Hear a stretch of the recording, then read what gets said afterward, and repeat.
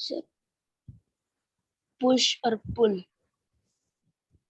जैसे फुटबॉल को कैसे किक किए तो उसका फोर्स का मदद हुआ, उसमें फोर्स से किक किए। और जैसे दीवार को ढकेल रहे तो उसमें भी फोर्स पुश हुआ तो उसको भी फोर्स कहते हैं। What does that mean actually? तो इसका मेन मतलब क्या हो? Push and pull is called force. Is that you want to say?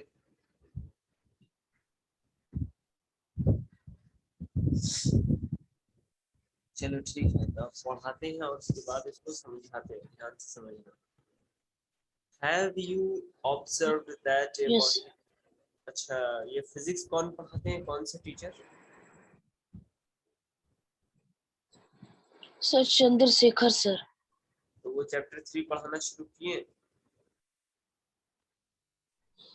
Yes sir, B और सी सेक्शन का सर वो चैप्टर 4 पढ़ा रहे हैं और हम लोग को भी चैप्टर 3 भी। अच्छा, तो चैप्टर 3 में शुरू हो चुका है पढ़ाई। Yes sir. चैप्टर 3 में जो पढ़ाया गया है वो तुम समझ गए हो? No sir. चलो ठीक है, अब यहाँ समझो। Have you observed that a body can neither start or stop moving nor changes its speed, direction or shape by itself? इसमें लिखा हुआ है Have you observed that a body can, मतलब जो शरीर होता है इंसान का, अपने आप कुछ नहीं कर पाता।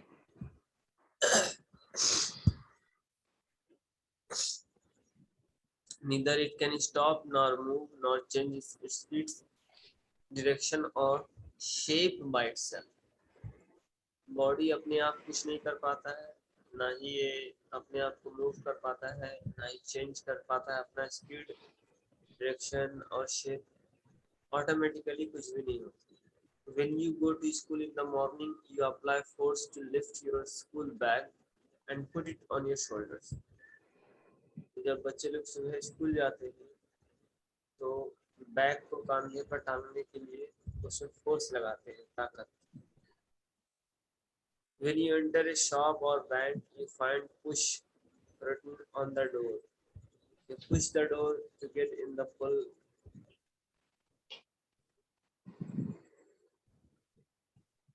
You push the door to get in and pull the door to come out. और कितने जगह बाहर जाने पर, मार्केट में, बैंक में, कहीं पर तो गेट में लिखा रहता है शीशे के दरवाजे पर पुश, मतलब उसको धक्का देकर अंदर जाना है, और पुल मतलब उसको खींच करके बाहर आना है अगर अंदर चले गए। ये लिखा रहता है, लिखा रहता है ना। Yes sir. Yes sir. Football players often stop the ball traveling at a great speed. At times you also see a player deflecting the ball cleverly. तो इसी तरह से फुटबॉल प्लेयर भी बहुत ही तेजी से आते हुए बॉल को अपने तरफ वो रोकता है अपना ताकत लगाकर।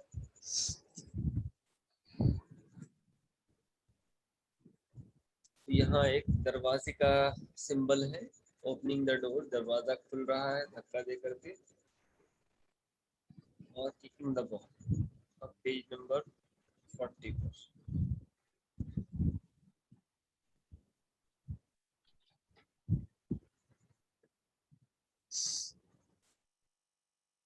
और फोटो जब कभी भी सेंड किया करो ना, तो अच्छे से, जिस तरह से लेकर के नहीं। यहाँ देखो धुंधला दिखाई देता है, धुंधला दिखाई दे रहा है, तो फोटो जब भी सेंड किया करो तो अच्छा फोटो सेंड करो, धुंधला नहीं। बात समझ में आई? Yes sir. ये पढ़ा नहीं जा रहा है, इसको फिर से सेंड करो। अच्छा,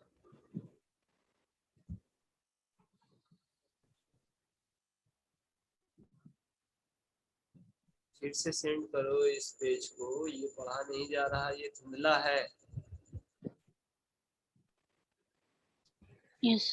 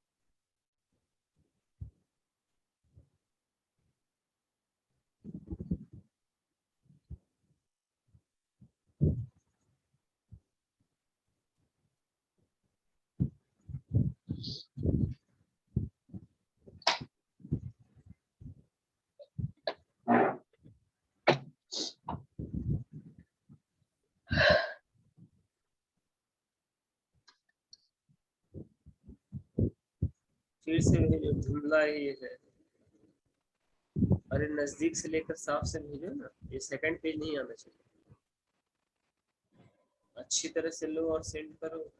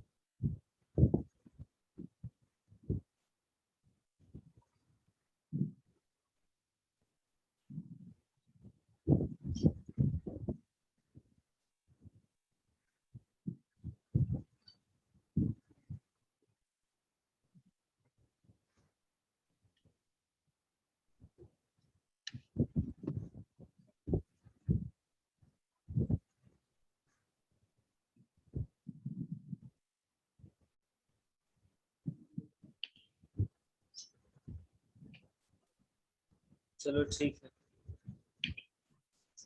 are you getting the voice? Yes, sir. So picking, opening, shutting, clicking, twisting, hitting, lifting, flicking, pushing and pulling are some actions that usually result in some kind of change in the motion of an object. तो किसी चीज को उठाना, खोलना, बंद करना, twist करना, मोड़ना, धक्का देना, हिट करना, उठाना, खींचना, ये सारी चीज से क्या होता है, कोई भी जो ऑब्जेक्ट होता है उसके मोशन में चेंजिंग आ जाता है। Hence we conclude that a body requires force to start or stop moving, change its speed, direction or shape।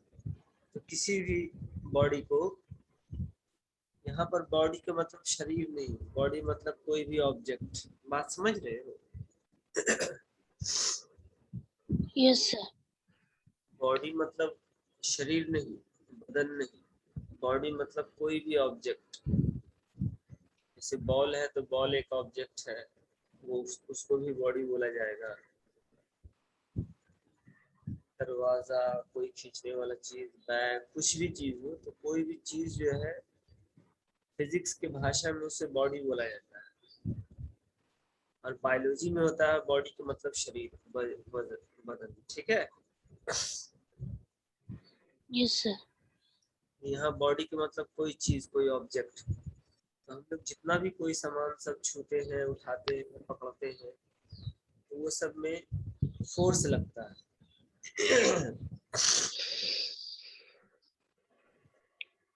It,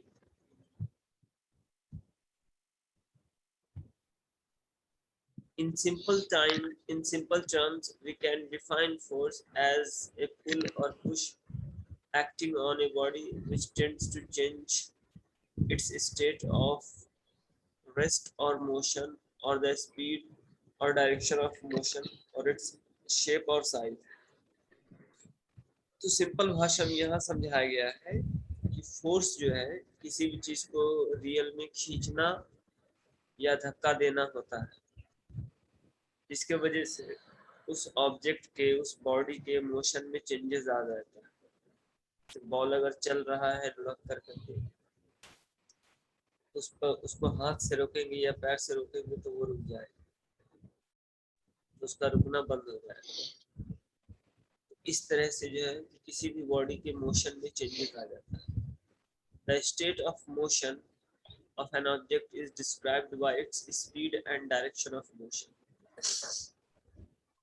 इसका क्या मतलब हुआ? The states of motion of an object, किसी भी ऑब्जेक्ट का स्टेट ऑफ मोशन मतलब उसका चलने का जो प्रक्रिया होता है, is described by its speed and direction of motion.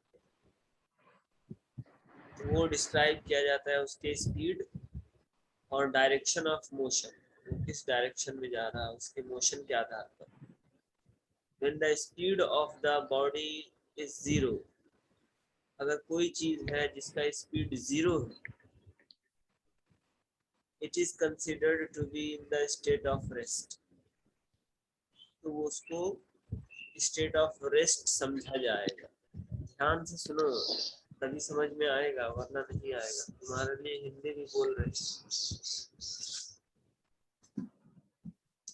और जो जो चीज पढ़ा रहे हैं वो पूछेंगे, ठीक है? Yes sir. जो भी चीज बोल रहे हैं पढ़ा रहे हैं उसको ध्यान से सुनना है। स्टेट्स ऑफ मोशन अभी हम पढ़ा रहे हैं। The states of motion of an object is described bye its speed and direction of motion. When the speed of the body is 0, अगर किसी भी ऑब्जेक्ट, किसी भी बॉडी का स्पीड 0 होगा तो उसे क्या समझा जाएगा? It is considered to be in a state of rest. वो समझा जाएगा कि वो स्टेट ऑफ रेस्ट में, मतलब कि उसका मोशन 0 है। In other words, a body is said to be at rest if its position does not change with time with respect to its surroundings. दूसरे भाषा में, दूसरे शब्दों में ये कहा जाएगा कोई भी बॉडी, मतलब कोई भी object, a body is said to be at rest, उसे रेस्ट में, आराम की अवस्था में तभी माना जाएगा if its position does not change, अगर उसका पोजीशन चेंज नहीं होता, with time with respect to its surrounding, समय और उसके परिवेश के मुताबिक। Force is usually denoted by the letter capital F. Force को हमेशा कैपिटल लेटर वाला एफ से दर्शाया जाता है, ठीक है? बात समझ रहे? Yes sir. कहीं भी फोर्स लिखना है बुक में पढ़ाने के बाद, क्वेश्चन आंसर कुछ भी, तो फोर्स को कैपिटल एफ भी लिखा जाता है। कैपिटल एफ का मतलब force. Force is usually denoted by the letter capital F, small letter में। The direction in which the force acts is called the direction of force. और force जिस डायरेक्शन में काम करता है तो उसे डायरेक्शन ऑफ फोर्स कहते हैं। बॉल को अगर लुढ़काएंगे और बॉल अगर सीधा जा रहा है तो उसका डायरेक्शन सीधा है, अगर दाएं जा रहा है तो उसका डायरेक्शन जो है राइट साइड है। तो the direction in which the force acts is called the direction of force. तो फोर्स में डायरेक्शन जहां पर भी काम करता है उसे डायरेक्शन ऑफ फोर्स कहते हैं। ये सब बात याद रखना। ये सब fill in the blanks, match the following, ये सब में आता है। Yes sir. Yes sir. जैसे कि स्टेट ऑफ मोशन क्या हुआ, फोर्स क्या हुआ, कब जो है फोर्स को आराम की अवस्था में माना जाता है, मतलब state of rest. When force is called state of rest, कब फोर्स को स्टेट ऑफ रेस्ट की अवस्था में माना जाता है? बोलो। When the speed of the body is 0. Body is 0. when the speed of the body is 0, then it is considered 0. to be in a state of rest. ठीक है. Yes, sir. Force is usually denoted by the letter capital F. The direction in which the force acts is called the direction of force. In other words, the direction of force is the direction in which the body is pushed upward. दूसरे शब्दों में ये भी कहा जा सकता है कि डायरेक्शन ऑफ फोर्स का क्या मतलब है. डायरेक्शन ऑफ फोर्स का मतलब ये है कि in which the body is pushed upward. उस डायरेक्शन में किसी भी बॉडी किसी ऑब्जेक्ट को खींचा जाए या धक्का दिया जाए, वो इस डायरेक्शन ऑफ फोर्स. ठीक है. जैसे कोई गेंद है, अगर उसको सीधा धक्का देंगे तो वो सीधा जाएगा कि नहीं जाएगा. Yes sir. तो वो हुआ उसका direction of force. In other words, the direction of force is the direction in which the body is pushed upward. तो डायरेक्शन ऑफ फोर्स का मतलब ये हुआ कि फोर्स में उसका वैसा डायरेक्शन जिधर उसको धक्का दिया जाए या फिर खींचा जाए. For the force to act, the two bodies must interact with each other in some way. For the force to act, force को काम करने के लिए the two bodies must interact with each other in some way. तो दो body जो होता है,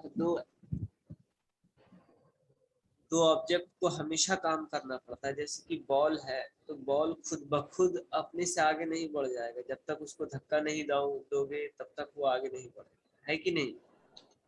यस सर. तो किसी भी फोर्स को काम करने के लिए दो ऑब्जेक्ट की जरूरत होती है. अगर बॉल रखा हुआ है तो ऑटोमेटिकली आगे नहीं बढ़ेगा. या तो उसको धक्का देना पड़ेगा, उंगली से हाथ से छूना पड़ेगा, या नहीं तो खूब तेज हवा आएगी तभी वो आगे बढ़ेगा. यही होगा ना. Yes sir. तो कोई भी ऑब्जेक्ट को आगे बढ़ने के लिए, फोर्स को करने के लिए जो है, दो चीज की जरूरत होती है, दो ऑब्जेक्ट की. तो the force to act, for the force to act मतलब फोर्स को काम करने के लिए the two bodies must interact with each other. दो बॉडी को, दो ऑब्जेक्ट को interact with each other in some way. तो किसी न किसी तरह से काम करना पड़ता है.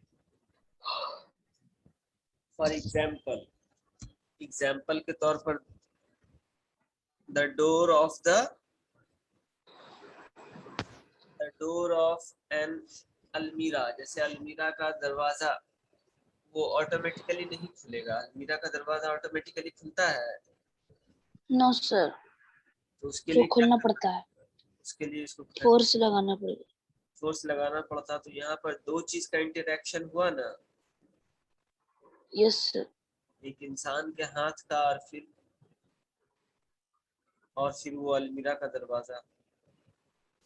तो for the force to act the two bodies must interact with each other. तो फोर्स को काम करने के लिए दो बॉडी का होना जरूरी है. दो बॉडी मतलब दो ऑब्जेक्ट, कोई भी दो चीज, दो सामान का होना जरूरी है. बात समझ में आ रही है? Yes sir.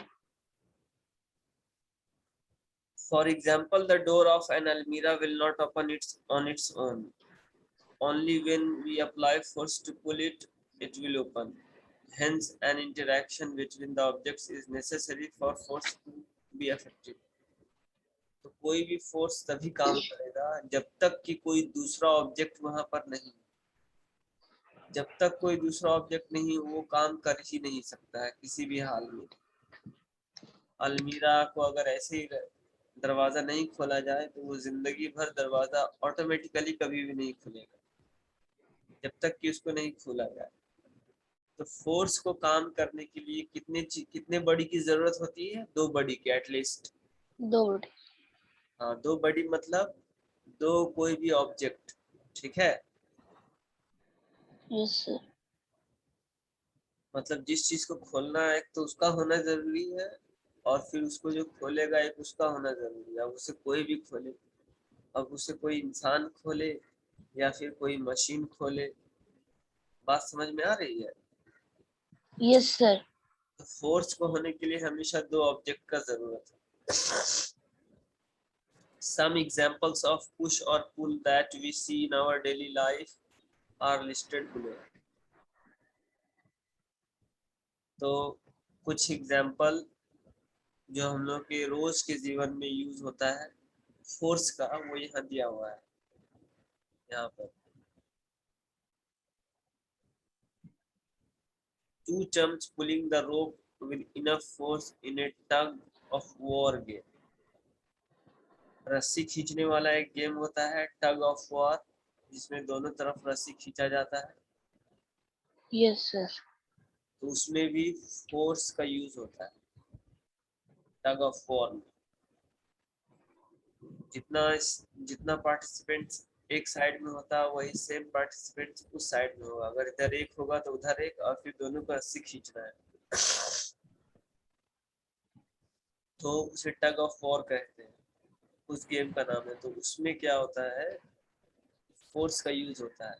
Pulling a chair to sit on it. अब कहीं पर कोई चेयर रखा है, उस पर बैठने के लिए उस चेयर को हाथ से थोड़ा खींच करके पास में लाया जाता है. तो कुर्सी खुद Yes, खुद sir. अपने आप तो नहीं आता है, तो कुर्सी को पकड़ No, कर sir. खींचना पड़ता है. कुर्सी को पकड़ करके खींचना पड़ता है. तो इससे क्या होता है कि कुर्सी सामने आता है. Pulling a rubber band to expand it. अब कोई रबर है, जब तक उसको खींचा नहीं जाएगा तब तक वो बढ़ता नहीं है. रबर को अगर एक्सपैंड करना है तो दोनों तरफ से उसे खींचना पड़ेगा. Pushing a wheelbarrow. Wheelbarrow मतलब चक्के वाला जो गाड़ी होता है, जब तक उसको धक्का नहीं दोगे वो नहीं बढ़ेगा. Pushing a pram baby cart to move it ahead. और बच्चे का जो गाड़ी होता है उसमें जिसमें बच्चा रखा रहता है, तो उसमें उसको रख कर करके उसको धक्का दिया जाता है या खींचा जाता है, तभी वो आगे या पीछे होता है.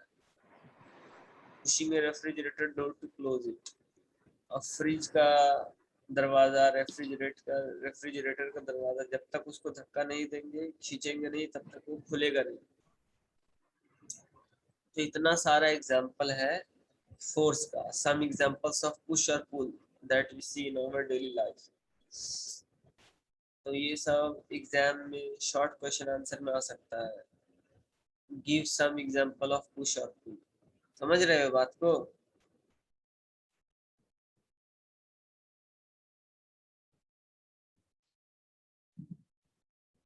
आवाज आ रही है? Yes, sir. तो ये सब एग्जांपल पूछा जा सकता है, तो अपना माइंड लड़ा करके बोल सकते हैं. Terms like stretch and squeeze also refer to force. तो स्क्वीज मतलब होता है किसी भी चीज को दबाना. जैसे पेस्ट है, पेस्ट को स्क्वीज करते हैं हम लोग. आई स्ट्रेच, तो ये भी फोर्स का एग्जांपल है. If the force applied on a body results in increase in its length in the direction of applied force, then the body is said to be stretched. For example, when we stretch a rubber band, we apply force so that its length increases. तो अगर कोई rubber band है, वो छोटा है मान लो, उसको खींच करके बड़ा करेंगे तो उसमें फोर्स लग गया, तो वो छोटे से बड़ा बन गया, उसका शेप चेंज हो गया. If the force applied on a body results in decrease in its dimension or volume, then the body is said to be squeezed. लेकिन अगर हम लोग फोर्स लगाएं और किसी चीज का साइज छोटा हो गया, ठीक है, तो उसे कहते हैं squeeze. For example, when we squeeze a tube, we apply force so that its dimension decreases and its shape changes. अब जैसे ट्यूब का एग्जाम्पल यहाँ दिया हुआ है, वो कुछ भी जेल निकालने के लिए या फिर पेस्ट निकालने के लिए उसका शेप और साइज कुछ और होता है, लेकिन उसको दबाते हैं, जैसे स्क्वीज करते हैं, तो उसके डायमेंशन को हम लोग घटाते हैं. Force is expressed in gram. Force GF, kilogram force KGF, dyne और newton means capital N, and the SI unit of force is Newton, means N. Generally, force is measured with the help of a device called spring balance. तो force को किस किस तरह से नापा जाता है उसका यहाँ एग्जाम्पल दिया गया। फोर्स को ग्राम किलोग्राम में भी नापा जाता है, ग्राम फोर्स किलोग्राम फोर्स। तो ग्राम और किलोग्राम तो जानते ही हो, फिर डाइन और न्यूटन में भी नापा जाता है, कितना न्यूटन है। और SI unit of force is, standard unit जो होता है फोर्स का वो न्यूटन होता है, N, capital N. Generally force is measured with the help of a device called spring balance. ज्यादातर फोर्स को जो इस्तेमाल किया जाता है नापने के लिए वो एक डिवाइस होता है, उसका नाम है स्प्रिंग बैलेंस। उसका नाम होता है क्या? Spring balance. Spring balance. अब यहाँ पर है नो योर साइंटिस्ट। यहाँ पर आइजैक न्यूटन का पिक्चर है, उसके बारे में बताया गया है कि 1643 टू 1727 आइजैक न्यूटन जो है वो 1643 में जन्म हुआ और 1727 में मर गया। Was an English physicist, mathematician and astronomer. तो वो एक इंग्लिश फिजिसिस्ट, एक फिजिसिस्ट था, मैथमेटिशियन था, मैथ्स भी जानता था, एंड एन एस्ट्रोनॉमर, और वो एस्ट्रोनॉमर भी था। He described that the laws of motion and universal gravitation. Newton ने ही laws of motion and universal gravitation के बारे में दुनिया वालों को बताया। आज जो ग्रेविटी के बारे में हम लोग जानते हैं वो न्यूटन की वजह से ही जानते हैं। तो he described the laws of motion and universal gravitation. It is said that formulated the theory of gravitation by watching an apple falling from a tree. तो ऐसा कहा जाता है कि न्यूटन के दिमाग में जो ग्रेविटी का कॉन्सेप्ट आया था वो एक एप्पल, सेब के गिरने की वजह से आया था। उसके सामने पेड़ से एक सेब गिर गया तो उसके दिमाग में एक आइडिया आ गया कि पृथ्वी में ग्रेविटेशन होता है। तो आज मैं 39 और 40 ये 2 पेज पढ़ाया आज मैं, और इसको समझाया। अब इसको घर में अच्छी तरह से पढ़ना है और बात समझ में आई? Yes sir. पूरा इसको हिंदी में अच्छी तरह से समझाएं। अब इसमें जितना भी इम्पोर्टेंट चीज है घर में अपने से इस थ्योरी को 5 बार 10 बार पढ़ना तो समझ में आएगा। और तुम्हारे लिए 5-10 बार ही पढ़ना है। यस 5-10 बार पढ़ करके नहीं समझोगे तो तुम्हारे दिमाग में रहेगा। तो इसको घर में, अब मैंने पढ़ा दिया, आप घर में उसको पढ़ना है। सारा चीज मैंने समझा दिया है, वीडियो रिकॉर्ड हुआ है, उसका वीडियो हम सेंड करेंगे, उसको सुन लेना, एक एक चीज लाइन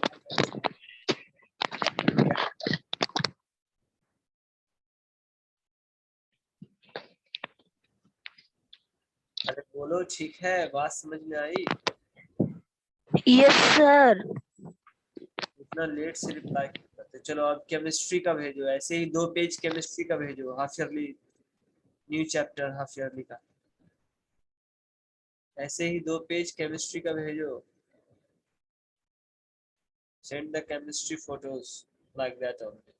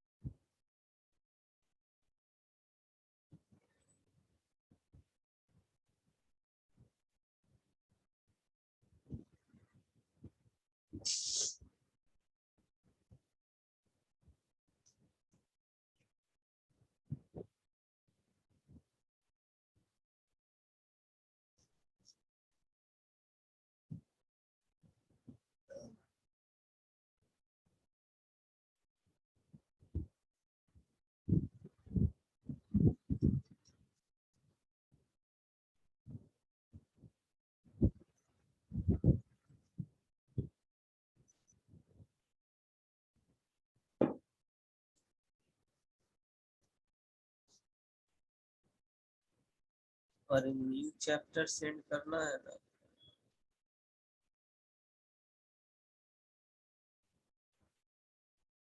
और पेज नंबर 54, पहले पेज नंबर 54 सेंड करोगे ना। पेज नंबर 54 पर क्या है?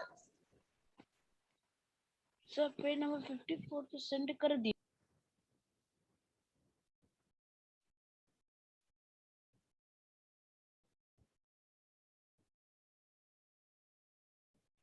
ठीक, चलो अब देखो यार, अब समझो। Chemistry chapter 3। आवाज आ रही है? सुनो। Yes sir. अब ध्यान से केमिस्ट्री सुनो। आवाज में तो कोई प्रॉब्लम नहीं है। No sir. अब ध्यान से केमिस्ट्री को सुनो। Look at things around you. You see a large variety of things with different shapes, sizes, and appearances. Of these, some are living, while some are non-living. They are all made of different kinds of materials. They have mass and occupy space. Anything that occupies space and has mass is called matter. Thus, all the things in our surroundings are made up of matter. तो यहाँ बहुत सारे चीजों का यहाँ पर picture दिया हुआ है। तो ये सबको यहाँ पर देखो, बुक में दिया हुआ है ना। बेड है, यस बॉल सर। है, पेंसिल है। तो ये सारा सब चीज जितना भी है डिफरेंट डिफरेंट शेप और साइज का है। डिफरेंट डिफरेंट शेप और साइज का है, मतलब किसी का शेप बड़ा है, छोटा है, किसी का साइज छोटा है, बड़ा है, लंबा है। और कोई लिविंग थिंग है इसमें से, कोई नॉन लिविंग थिंग, जैसे रैट, गोट, हेन, ट्री, ये सब लिविंग थिंग है। और कितना सारा चीज नॉन लिविंग थिंग है, जैसे pencil, ball, knife, nail. They are all made up of different kinds of material. तो सभी जो है अलग अलग तरह के मटेरियल से मिलकर बना है। ठीक है। Yes sir. Anything they have mass and occupy space. और जितना भी सारा चीज है सब में मास है। मास के मतलब क्या होता है? MASS, मास का मतलब क्या होता है?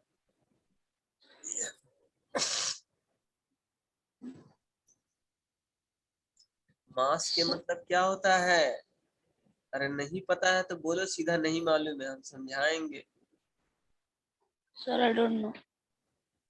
If you don't know, then you have to clearly say that I don't know. That's why I'm making you understand in Hindi. If I will speak to you in English, you will not understand even at all a single word. So you listen properly what I am making you understand, what I am telling you. Understood? Yes sir. जो चीज पता नहीं है सीधा बोलना कि नहीं आता। मास के मतलब होता है वजन। मास के मतलब क्या होता है? वजन। वजन। तो they have mass and occupy space. तो जितना भी सारा चीज है यहाँ पर, सबका कुछ ना कुछ तो मास होगा ना, सबका कुछ ना कुछ तो वजन होगा। Yes sir. And they occupy space. और उसको जहां भी रखा जाता है तो वो उतना सा जगह छेकता है। ऑक्यूपाई स्पेस मतलब जगह को छेकना। Yes sir. जैसे बेड को जहां रखा गया तो वो उतना सा जगह छेक लेगा। जग को जहां रखोगे वहां पर वो उतना सा जगह छेक लेगा। तो जो भी चीज हो जिसको जहां पर रखा जाएगा तो वो अपना उतना सा जगह छेक लेगा। अगर मोबाइल भी रखेंगे तो जहां पर, तो मोबाइल उतना सा जगह छेक लेगा। तो जगह छेकने को इंग्लिश में कहते हैं occupy space. You understood? Yes sir. तो anything that occupies space and has mass is called matter. तो अब ये मैटर का डेफिनेशन हो गया कि दुनिया का वो कोई भी ऐसा चीज जिसमें मास है और वो जगह को छेकता है, उसे ही मैटर बोला जाता है। बात समझ में आई? Yes sir. तो इस तरह से तो दुनिया की सारे चीज में वजन है और जगह छेकता है, तो सारा चीज ही मैटर हो गया। इंसान भी मैटर ही हो गया। इंसान में भी वजन होता है और वो जहाँ पर बैठता है या फिर खड़ा होता है तो उतना सा जगह छेक लेता है, ऐसा होता है कि नहीं? Yes sir. तो दुनिया का कोई भी चीज जिसमें मास हो और वो जगह छेकता हो उसे मैटर बोलते हैं। इंग्लिश में एक लाइन में याद करना बहुत ही इजी है।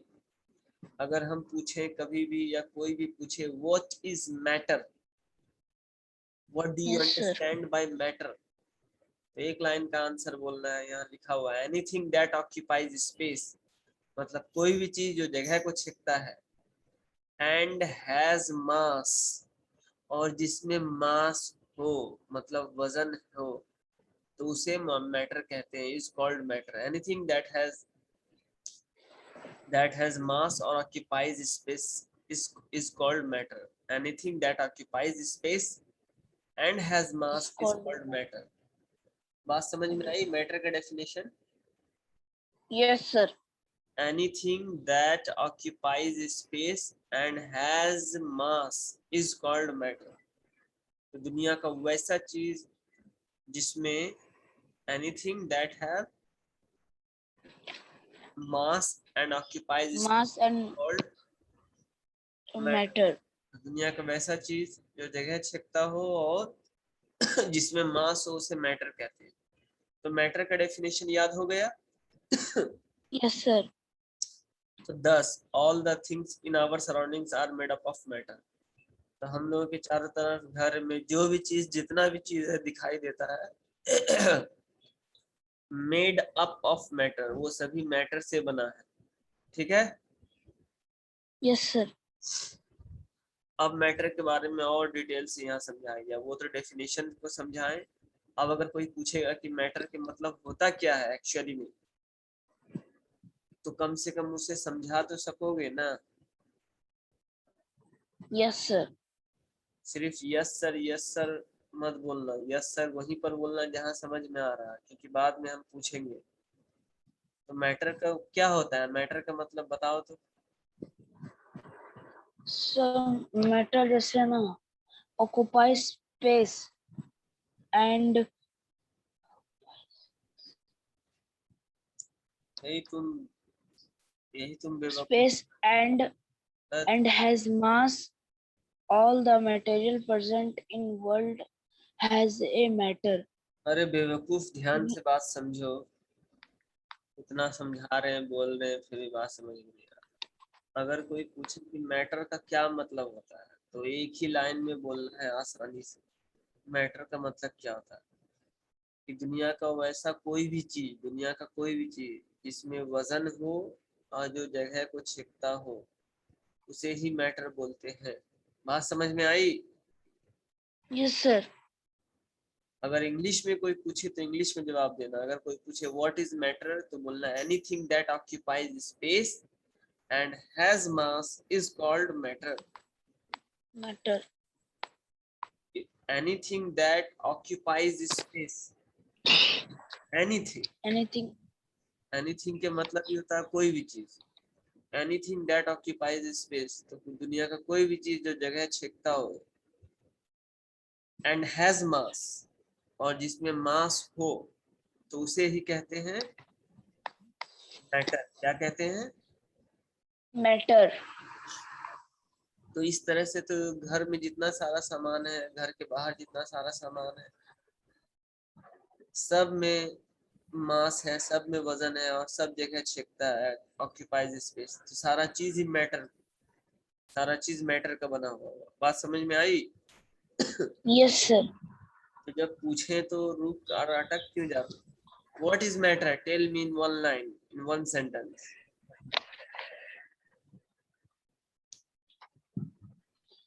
Anything that occupies space and has mass. Is called matter, ये भी बोलना है, is called Is matter. matter. Matter का डेफिनेशन याद हो गया? Yes, sir. एकदम ध्यान से समझो और पढ़ो, क्योंकि यही सब फिल इन द ब्लैंक्स में, ट्रू फॉल्स में, शॉर्ट क्वेश्चन आंसर में, वन वर्ड आंसर में और मल्टीपल चॉइस क्वेश्चन आंसर में रहता है। बात समझ में आई? Yes, sir. चलो अब यहाँ आगे पढ़ो। As mentioned above, matter occupies space and has mass. All the materials present in this world, such as air and water, hydrogen and oxygen, sugar and sand, silver and steel, copper and coal, are different kinds of matter, as they all occupy space and have mass. तो अब इस तरह से दुनिया में जितना भी सारा चीज हो गया, जितना भी मटेरियल है, चाहे वो हवा हो, पानी हो, hydrogen gas, oxygen gas, sugar and sand मतलब चीनी हो या बालू हो, सिल्वर एंड स्टील चांदी हो या स्टील हो, कॉपर एंड कोल तांबा हो या कोयला हो, are different kinds of matter. ये सभी अलग अलग तरह के मैटर है, as they all occupy space and have mass. सभी जगह को छेकता है, आपकी स्पेस को ऑक्यूपाई करता है, एंड हैज मास, सभी में वजन है। और some other things such as television signals, radio signals, electricity, light, sound, friendship, love, affection, haters, thoughts, ideas, taste and smells, etc. that do not occupy space and do not have mass are not matter. तो अब तक में तो matter समझ गए कि matter किसे कहते हैं, कि जिसमें वजन हो और जो जगह को छिपता हो। ठीक है। Yes sir. अब दुनिया में कितना सारा ऐसा चीज है जिसमें ना ही वजन है और ना ही वो जगह छिपता है। जैसे कि रोशनी, रोशनी जो होता है वो जगह नहीं छेकता है, ना ही उसमें कोई वजन होता है। लाइट, साउंड जो आवाज जो होता है, आवाज हम लोग जो बोल रहे हैं तो आवाज में ना ही कोई वजन है और ना ही आवाज कोई जगह छेकता है। Friendship, love, affection, hated, thoughts, ideas मतलब सोच विचार, ये सब चीज में ना ही वजन है और ना ही ये जगह छिपता है, तो ये सब चीज मैटर नहीं हो गया। ठीक है।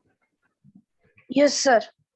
तो क्या चीज मैटर है और क्या चीज मैटर नहीं है, ये समझ में आ गया। Yes sir. आप पेज नंबर 55 पर आ रहे। Characteristics of matter. अब मैटर का कैरेक्टरिस्टिक्स पढ़ा जाएगा। कैरेक्टरिस्टिक्स ऑफ मैटर क्या चीज है, मतलब मैटर की खासियत, उसका गुण। The things around us are made up of different kinds of materials. All things made up of matters have two important characteristics. They occupy space and have a definite mass. तो matter की खासियत, characteristics यही है कि जितना भी matter होता है वो जगह छिपता है और उसमें डेफिनेट मास होता है, मतलब उसमें कुछ ना कुछ वजन होता है। तो ये मैटर का कैरेक्टरिस्टिक्स है। अगर कोई पूछे कि what are the characteristics of matter, तो क्या बोलोगे? तो बोलना है matter occupies space and matter has a definite mass, और मैटर हैज ए मास, यही उसका कैरेक्टरिस्टिक्स है। ठीक है। Yes sir. मैटर का कैरेक्टरिस्टिक्स क्या है? मैटर है occupy space and his definite मास।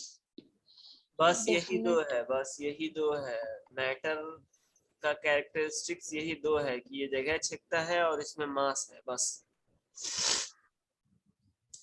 अब मैटर ऑक्यूपाइज स्पेस को यहाँ डिफाइन किया गया है कि कोई भी मैटर जो है जगह छिपता है, कैसे अब यहाँ समझाया गया है। All material things include air that we cannot see occupy space, the amount of space occupied by the material things is called its volume. अब और ध्यान से समझो, बार बार हाथी क्या ले रहे हो बेवकूफ, यहाँ ध्यान से समझो, पढ़ने में मन नहीं लग रहा है। अरे पढ़ने में मन नहीं लग रहा है सर? लग रहा है। जितना भी चीज पढ़ा रहे हैं सब हम पूछेंगे। मैटर के मतलब समझ गए, क्या मैटर होता है, और मैटर का कैरेक्टरिस्टिक्स समझ गए। Yes sir. अब वॉल्यूम पढ़ाया जा रहा है। वॉल्यूम क्या चीज होता है, ध्यान से समझो। All material things including the air we cannot see occupy space. जितना भी मटेरियल चीज होता है जिसको हम देख नहीं भी सकते हैं, जैसे हवा, तो उसमें भी वजन होता है और वो भी जगह छेकता है। बात समझ में आई? Yes sir. हवा में भी वजन होता है और वो भी जगह छेकता है। जिस रूम में बैठे हुए हो, हवा दिखाई नहीं दे रहा, लेकिन पूरे रूम में हवा भरा हुआ है। और हवा में वजन भी होता है। अगर एक गुब्बारे में हवा भर करके उसको तराजू पर तौलोगे, तो तराजू जो है जिस तरफ गुब्बारा रखा गया है वो झुक जाएगा, थोड़ा झुकेगा लेकिन झुक जाएगा। वजन रहेगा, कम रहेगा, लेकिन वजन जरूर रहेगा। बात समझ में आई? Yes sir. हवा में वजन बहुत कम होता है, लेकिन होता जरूर है। तो हवा को हम लोग नहीं देख पाते हैं, लेकिन हवा भी मैटर है। हवा भी ऑक्यूपाइज करता है स्पेस, और हवा में भी मास होता है। अब हम लोग पढ़ने जा रहे हैं वॉल्यूम। वॉल्यूम क्या चीज होता है? ध्यान से समझो, ये सारा चीज बेसिक है। यही 6, 7, 8, 9, 10, 11, 12 पूरा जिंदगी भर काम आएगा, 6 का पढ़ाई। तो अब समझो वॉल्यूम क्या होता है। The amount of space occupied by the material things is called its volume. तो कोई भी मटेरियल, कोई भी चीज जितना सा जगह छेकता है किसी भी चीज में, वो उसका वॉल्यूम कहलाता है। बात समझ में आई? Yes sir. The amount of space occupied by the material. तो जितना सा जगह कोई भी चीज, कोई भी मैटर जगह छेकता है, तो वो उसका वॉल्यूम कहलाएगा। जितना सा जगह। अब जैसे कि एग्जाम्पल यहाँ दिया गया है बहुत ही अच्छी तरह से। यहाँ समझो, एक्टिविटी में एग्जाम्पल दिया गया है, इसको ध्यान से समझो, इसको पढ़ा करके समझाते हैं।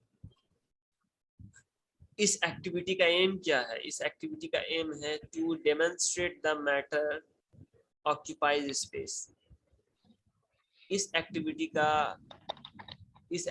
का ये मतलब है कि इसमें हम लोग को ये पता चलेगा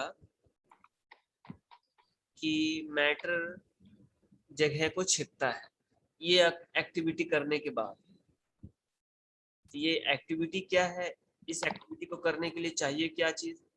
इस एक्टिविटी को करने के लिए चाहिए एक ग्लास टम्बलर, मतलब एक कांच का ग्लास, वाटर, थोड़ा सा पानी, ए स्टोन, एक छोटा सा पत्थर, थ्रेड और एक धागा। ये सारा चीज घर में मिल जाएगा ना?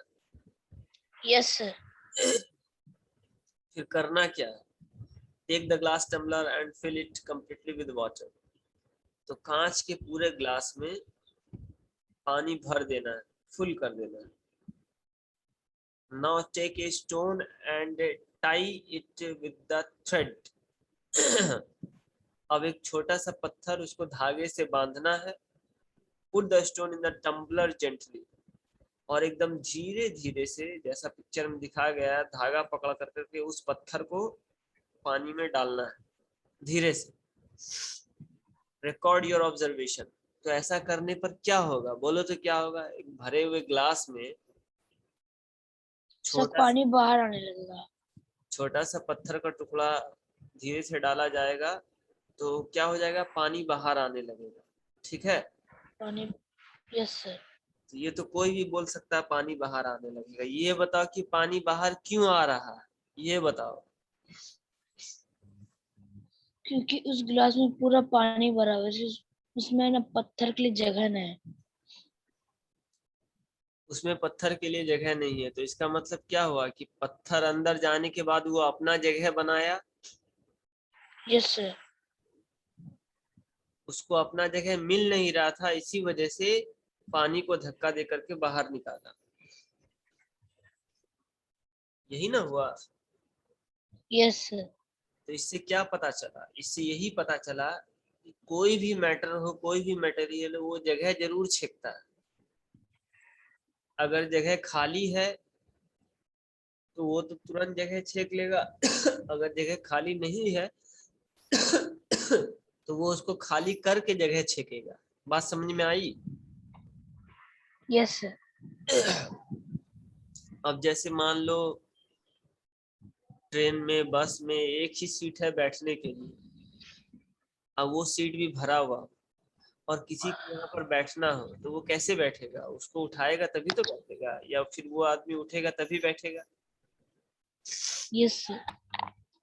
तो इससे पता क्या चला? इससे पता यही चला कि as soon as the stone is dropped into the water of the tumbler, some water splashes out of the tumbler. जैसे ही पत्थर का छोटा टुकड़ा पानी के अंदर डाला गया तो कुछ पानी बाहर आ गया, सारा पानी नहीं, कुछ पानी। Inference: the entire space in the tumbler was occupied by water. When stone is dropped into the tumbler, being matter, it occupied space and displaces some water out of the tumbler. The amount of space taken up by the stone is called its volume. तो अब यहाँ पर इतना सारा चीज समझ गए। अब एक चीज और समझो कि वो जो पत्थर का छोटा सा टुकड़ा है, तो अंदर जा करके वो जो अपना जगह बनाया, वैसे तो अंदर पूरा पानी भरा हुआ है, पूरा पानी भरा हुआ है ना। Yes sir. लेकिन उतने पानी से भरे हुए वाले चीज में उतना पानी से भरे हुए चीज में, पानी से भरे हुए ग्लास में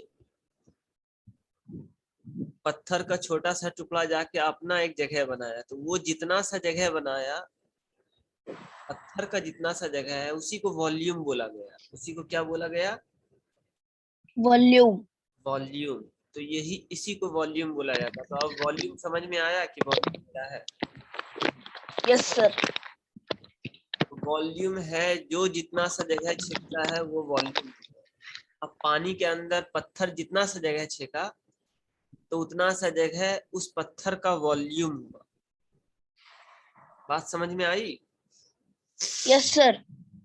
अब जैसे ये रूम पूरा भरा हुआ है हवा से, अब इस हवा में हम लोग बैठे हुए हैं, तो हम लोग अपना जगह बनाए हुए हैं। तो हम लोग जितने जगह पर बैठे हुए हैं, ये उतना सा हम लोगों का वॉल्यूम हो गया। तो अब वॉल्यूम समझ में आ गया कि वॉल्यूम क्या होता है? Yes sir. वॉल्यूम क्या होता है? वॉल्यूम वो होता है कि जितना सा उसका जगह होता है, छेकी हुआ होता है जगह, The उसके amount of जगह को occupies by material by material is called volume. बात हिंदी में भी समझ में आई ना? इंग्लिश में तो रट लोगे पता है, लेकिन समझ में Yes तो sir. आता नहीं है। इसी वजह से हिंदी में समझाना पड़ रहा है ना। हिंदी में बात समझ में आई कि नहीं? Yes sir. बात हिंदी में भी समझ में नहीं आ रहा है। Sir, आ रहा है।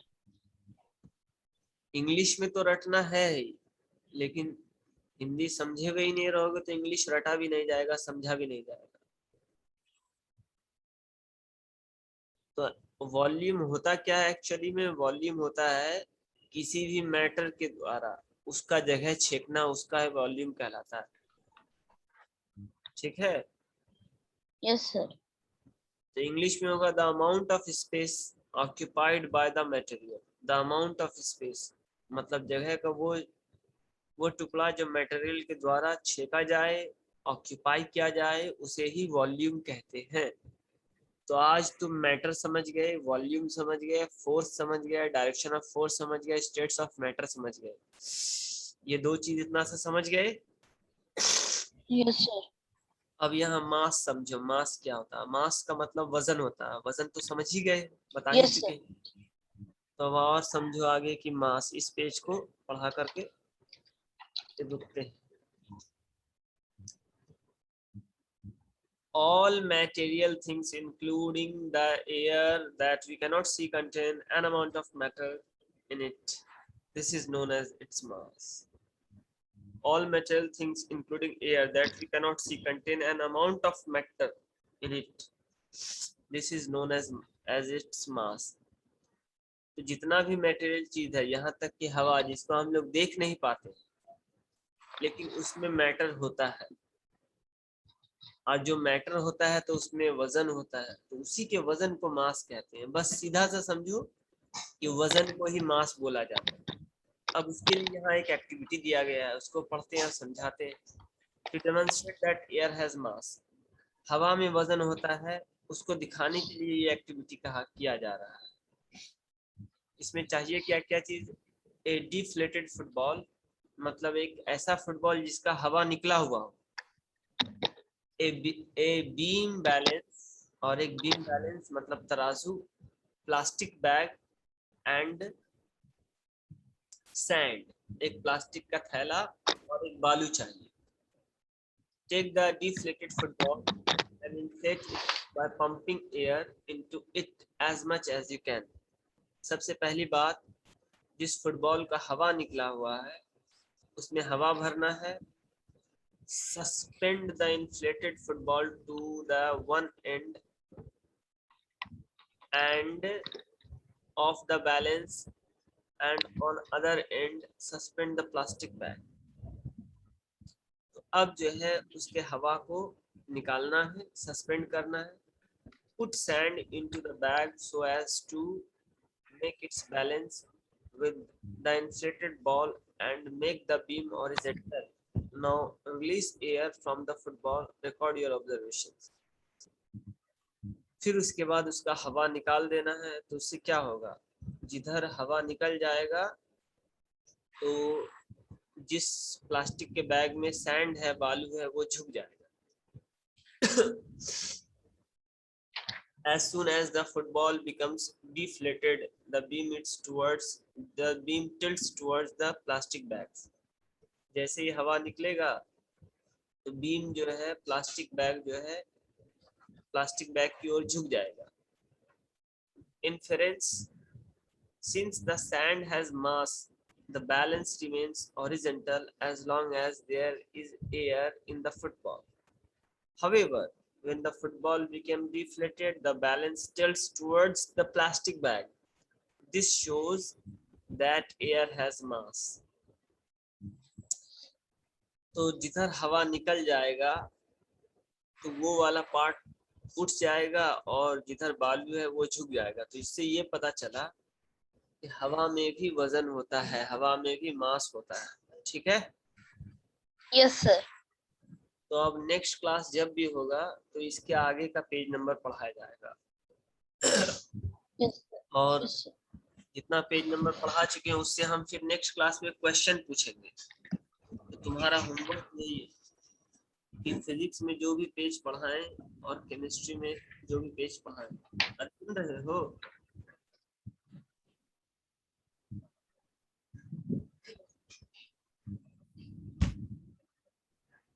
अरे मेरी बात सुन रहे हो?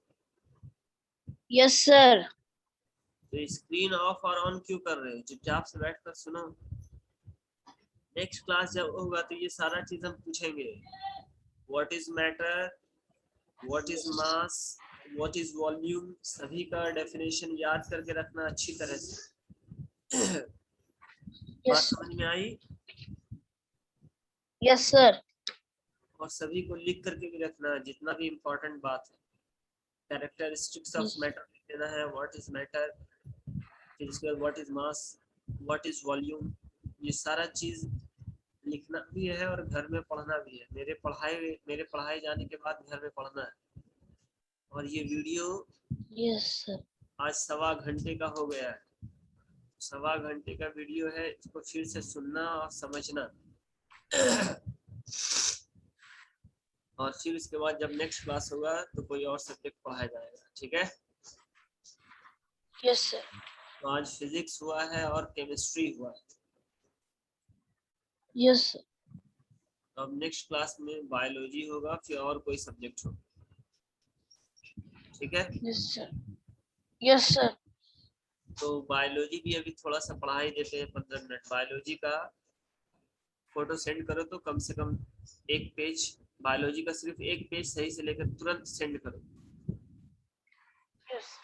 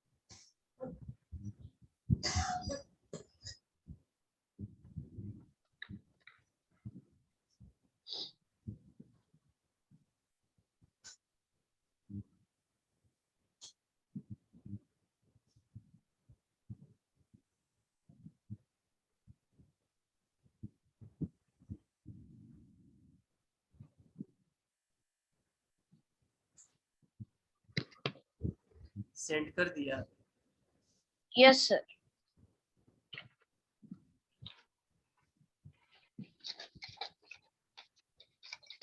चलो इसकी शुरुआत कर देते हैं, कम से कम ये वाला पेज, फिर नेक्स्ट क्लास में कंटिन्यू करेंगे, ठीक है? Yes sir. आवाज में तो कोई प्रॉब्लम नहीं होती है? No sir. तो सुबह का पढ़ाई देखो कितना अच्छे से चल रहा है, एकदम शांति मोड में। 4 बजे ठीक से नहीं हो पाता है, और रोज सुबह वो जग करके रहना है, 4:30 यस बजे सर। जाया करो, ठीक है? Yes sir. The human digestive system. तो अब अभी हम लोग पढ़ने जा रहे हैं द ह्यूमन डाइजेस्टिव सिस्टम। जितना तुम्हारे पीछे मेहनत कर रहे हैं, एक एक चीज पढ़ा कर समझा रहे हैं, सबको घर में पढ़ना है। थोड़ा सा भी अगर, यस सर। हाँ, थोड़ा सा भी अगर तुम ट्रैक से हट के काम करोगे तो स्कूल खुलेगा तो फिर हम पीटेंगे भी। इसलिए जो भी चीज पढ़ा रहे हैं और जो भी चीज हम पढ़ा चुके हैं उसको घर में पढ़ना है और समझना है। जहाँ समझ में नहीं आए वीडियो को सुनना है। तो अब ह्यूमन डाइजेस्टिव सिस्टम पढ़ते हैं। ह्यूमन डाइजेस्टिव सिस्टम में देखो क्या है। We have studied in the previous chapter that all plants and animals, either very small or big, require food. Food provides energy for growth and life activities. तो लिखा हुआ है कि पिछले चैप्टर में प्लांट्स एंड एनिमल्स के बारे में था। चाहे प्लांट्स छोटा हो, एनिमल छोटा हो या बड़ा हो, प्लांट्स छोटा हो या बड़ा हो, सबको अपना जीवन जीने के लिए फूड की जरूरत होती है, खाना खाने की जरूरत होती है कि नहीं? Yes sir. Because food provides energy for growth and life activity. क्योंकि फूड से एनर्जी मिलता है। The food which we take contain various nutrients. क्योंकि फूड में जो है बहुत तरह के न्यूट्रिएंट्स होते हैं। Nutrition is a process which involves the utilization of food by an organism to give out energy for growth and development. In this chapter, we will learn about the various aspects of nutrition and human beings. तो food जो होता है, खाना जो होता है, उसमें nutrients होता है, न्यूट्रिशन होता है। तो न्यूट्रिशन का डेफिनेशन यहाँ लिखा हुआ। सबसे पहले तो न्यूट्रिशन का डेफिनेशन एक बार फिर से पढ़ते हैं और समझो। Nutrition is a process. Nutrition क्या है? वो एक प्रोसेस है which involves the utilization of food by an organism to give out energy. जो किसी भी ऑर्गेनिज्म के द्वारा फूड को यूटिलाइज किया जाता है और उससे हम लोगों को एनर्जी मिलता है फॉर ग्रोथ एंड डेवलपमेंट, अपने जीवन में ग्रोथ करने के लिए और डेवलपमेंट के लिए। तो ये न्यूट्रिशन का डेफिनेशन है। Nutrition is a process which involves the utilization of food by an organism to give out energy for growth and development. In this chapter, we will learn about the various aspects of nutrition and human beings. तो इस chapter में हम लोग nutrition के बारे में ही पढ़ेंगे। Nutrition बहुत ही इंपॉर्टेंट होता है। The stage of nutrition in human beings. तो इंसान के जिंदगी में न्यूट्रिशन के बारे में यहाँ दिया गया है।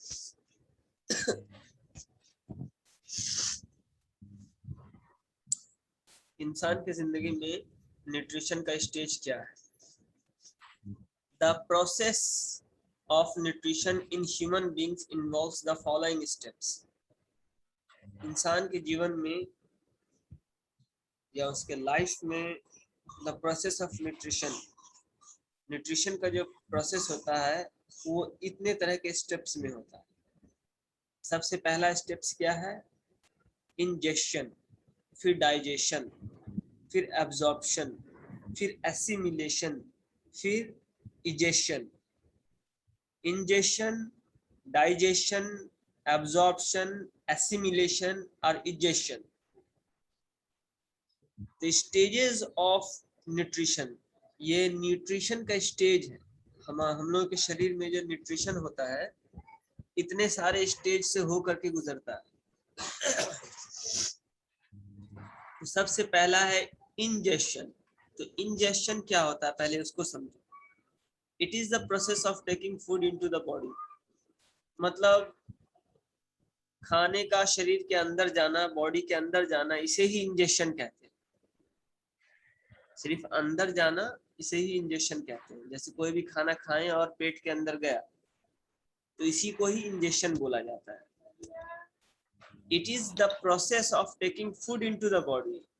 इंजेक्शन का मतलब ही होता है कि खाने को पेट के अंदर लेना मुंह के द्वारा। बात समझ में आई? Yes sir. इंजेक्शन क्या है? Injection is the process of taking food into the body. Food into the body. Yes, injection is the process taking food into the taking body. The process of taking food into the body. Injection कुछ नहीं है, injection एक process है कि खाने को पेट के अंदर जाना, खाने को खाना का पेट के अंदर पचाना। पचाना नहीं, जाना। पचाना। Yes sir. अरे पचाना नहीं, जाना। पेट के अंदर कोई भी यस खाना पहुंच गया तो उसे ही इंजेक्शन कहते हैं। यस। तो injection it is the process of taking food into the body. Injection का मतलब होता है खाने का पेट के अंदर जाना, बस इसे इंजेक्शन कहते हैं। अगर खाना पेट के अंदर चला गया तो ये इंजेक्शन हो गया। यस और सर। पेट के अंदर जा करके अगर वो पच गया तब उसे डाइजेशन बोला जाता है। बात समझ में आई? Yes sir. So this, अब डाइजेशन के बारे में। Digestion, this process involves the breakdown of large insoluble food molecules into small water soluble molecules. तो डाइजेशन का मतलब होता है कि जो भी खाना हम लोग खाएं तो अब उसको वो बहुत ही छोटे छोटे टुकड़े में बांट देता है। छोटे छोटे टुकड़ों में, बड़े बड़े टुकड़े को छोटे छोटे टुकड़ों में बांट देता है। Insoluble food molecules into small water soluble molecules, और इसे वाटर सॉल्युबल मॉलिक्यूल में बना देता है ताकि पेट में आसानी से पच जाए। मतलब हम लोग मुंह में जो खाना चबाते हैं, चबा चबा करके उसको तोड़ते हैं, छोटा करते हैं ताकि खाना पचे। पचेगा। अब है तीसरा number, absorption. At this stage of nutrition the digested food is absorbed and passes through the intestine wall into the bloodstream. Absorption में क्या होता है कि इसमें जो भी खाना हम लोग खाएं तो अब हमारा शरीर जो है इसको एब्जॉर्ब करता है और इसे हमारे पेट में लार्ज इंटेस्टाइन होता है और स्मॉल इंटेस्टाइन होता है, वो उसमें भेजता है। फिर number 4, assimilation. The process of assimilation involves the utilization of the absorbed food. और assimilation का मतलब होता है जो खाने को absorb किया गया है अब उसका utilize होगा, मतलब अब उसका वो फायदा पहुंचाएगा। It is taken in by the body cells and is used for energy, growth and repair. Some part of the absorbed food is stored in the body for future use. अब egestion का जो है वो हम लोग next class में deal करेंगे। तो आज फिजिक्स, केमिस्ट्री, बायोलॉजी सारा चीज हो गया। समझने में कोई प्रॉब्लम? सर। तो अब जो नेक्स्ट क्लास होगा साइंस का, जब भी या कल ही, यस सर। तो हम ये सारा चीज पूछेंगे। कल पहले ये सारा होमवर्क पूछेंगे और लिखा हुआ देखेंगे और फिर कल पढ़ाएंगे हिस्ट्री, सिविक्स, ज्योग्राफी।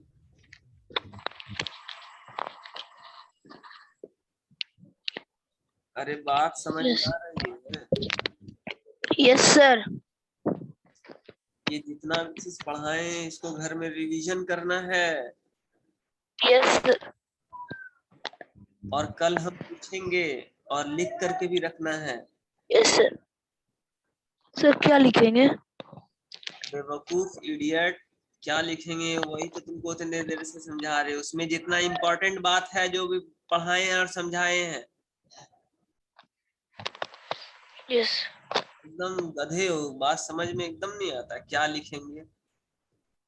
अरे डेफिनेशन लिखना है, इम्पोर्टेंट बात सब जो पढ़ाए हैं उसको लिखना है। Yes sir.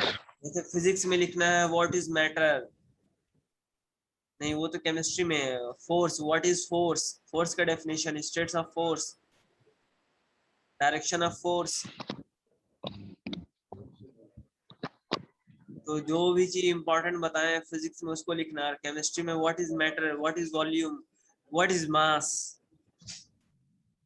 और बायोलॉजी में what is digestion, what is digestion, what is assimilation, what is absorption, ये इतना सारा चीज जो पढ़ाए हैं।